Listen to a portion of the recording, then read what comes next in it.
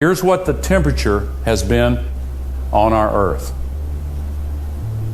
Now, one thing that kind of jumps out at you is, well, let me put it this way. If my classmate from the 6th grade that talked about Africa and South America were here, he would say, did they ever fit together? Well, in fact, in an inconvenient truth, Al Gore used the graph of the Vostok ice cores. He said this proves that CO2 and temperature are directly causally related.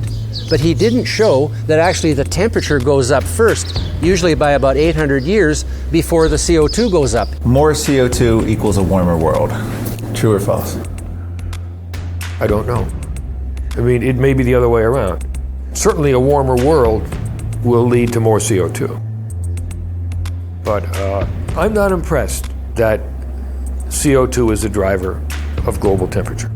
And there are so many other variables that are much more likely to have been responsible for that. Here is where CO2 is now. Way above where it's ever been as far back as this record will measure. Gore's chart may seem impressive, but the geologic record shows that CO2 levels in the distant past were far greater than they are today. It's already right here. This cube represents man-made CO2, a greenhouse gas. Although it can build up in the atmosphere, it's only 3.5% of all the CO2 emitted each year. The rest is natural.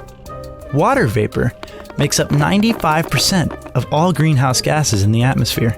Greenhouse gases make up only 2% of the total atmosphere.